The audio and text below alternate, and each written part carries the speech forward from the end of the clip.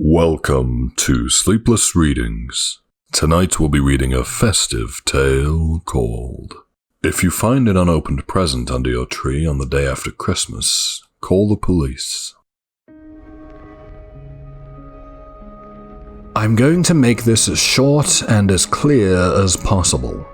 If you find any Christmas presents under your tree after Christmas Day that you didn't place there, call the police. Leave the house immediately, and whatever you do, do not open the gift. I lived with my wife Maria and my two young boys in Melbourne, Australia. That's where my wife is originally from, and most of her family lives less than an hour from us. On Christmas Day, we usually have a lot of presents under the tree. Gifts from me and my wife, gifts from grandparents, gifts from the boys, all are placed there. That's why last Christmas we weren't worried when I found a present under the tree that neither me or my wife had put there. It could have been from one of our parents when they came to visit on Christmas Eve. It could have been from one of the boys. It could have been from many people, and we didn't give it a second thought. It had no gift tag on it, so we decided to leave it there and not open it until we found out who it was for and who sent it. So when I got up on the 26th early to make coffee, that was the only present left under the tree. It was a small box, maybe 6 inches tall and 6 inches wide, wrapped in bright red wrapping paper. There was a little green bow on top, and it all looked expertly wrapped. But when I came out into the living room that morning, there was something off about that present that I couldn't place. It wasn't until later that I realized the wrapping paper had been completely green on Christmas Day, and it wasn't until later that I noticed that red had leaked on the floor around the present as well. Throughout the day, our kids played with their new Christmas loot as Maria and I called different relatives asking if they left a little red gift under our tree. As the day went by and more family members had told us that they hadn't sent a gift, we started to get confused. We weren't worried, but we were definitely puzzled. There had been no signs of a break-in or any forced entry, but the gift had to have come from somewhere. Maria and I spent the entire day trying to figure it out, and when night came around, we were mentally exhausted. We put the kids to bed and followed soon after.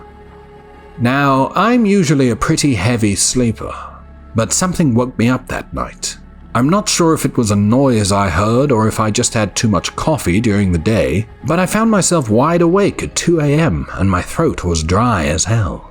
I finally slid out from under the covers and slipped into my slippers, careful not to wake Maria sleeping next to me.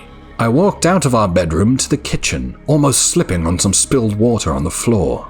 Muttering a curse, I turned on the kitchen light and poured myself a glass of water from the refrigerator. I stood there in silence for a few minutes, drinking my water as I leaned against the kitchen counter. My mind was occupied with travel plans. We were going to Japan for New Year's. And when I finished the water, I put my glass in the sink and turned around to turn off the light. By chance, I happened to glance over to the hallway that connected to the living room. And that was when I froze. From where I stood, I could see right to our Christmas tree, and I saw that the mysterious present had been opened, and what I had almost slipped on, what I had at first thought was spilled water, was revealed to be a trail of bright red blood leading from the opened present towards the bedrooms. My body was frozen in shock for a few minutes, but I quickly snapped out of it. I grabbed the biggest kitchen knife we had and I crept over to the hallway, careful not to make a sound. My heart was racing as I followed the trail of crimson back towards the bedrooms, and my blood froze when I realized that it was leading me to the boys' room. I stood outside the bedroom doorway for a moment, trying to build up my courage for whatever waited for me in the darkness. Then I sprang into action, running into the room and switching on the lights in one quick movement. I had tried to prepare myself, but what I saw made the knife slip out of my hand and my jaw drop in horror. My boys had twin beds, one on either side of the room. Micah, the oldest, was on the left side, and Jamie, who is a year younger, was on the right. I saw Micah first, sleeping soundly and wrapped up in his sheets, but when I turned to Jamie, I almost threw up. His sheets had been thrown off the bed and he was sprawled out across his mattress in an unnaturally rigid pose. His limbs were bent back in ways that no bones should be able to move, and his unseeing eyes were open and stared up at the ceiling. Blood covered his pillow, his mattress, everything. Attached to his neck was the most hideous thing I'd ever seen. It was like a cross between a leech and a slug, and was easily almost 2 feet long and almost a fourth of that in width. And the thing was latched onto his neck. It was smooth and slimy and dark green, almost the exact same color of a Christmas pine. But as I stared at it for a moment, I realized it wasn't attached to his neck. It was in his neck. The creature had torn open Jamie's throat and had burrowed its head into the exposed wound. As I stared on in horror, I saw the thing pulse and writhe as it fed off of my dead son's blood, and God knows what else. For a cursed minute, I couldn't move. I couldn't even look away. I stared on in frozen horror before I finally tore myself away and stumbled back into the hallway.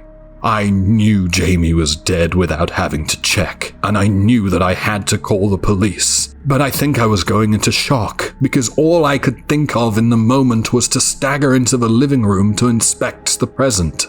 It was then that I saw that the box was logged through with blood, and the top of the box had been ripped off by the creature that was held inside. There was something in there that I couldn't make out, which the police later identified as a dismembered hand, most likely put there to feed the creature once the box had been sealed. Yet when I bent down to inspect the box, I saw a small scrap of white paper that was perfectly unstained by the blood.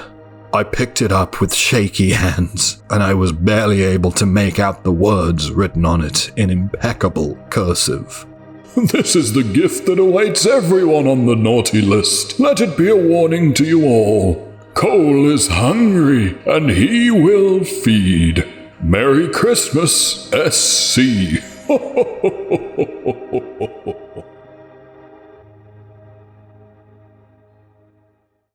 Thank you for listening. That was If You Find an Unopened Present Under Your Tree on the Day After Christmas, Call the Police. Don't forget to like the video, it does help to boost the channel. There's new stories every Sunday. Not to mention the shorts on Tuesdays and Thursdays. So subscribe. And ring the bell. Thanks, guys. And, as always, stay sleepless.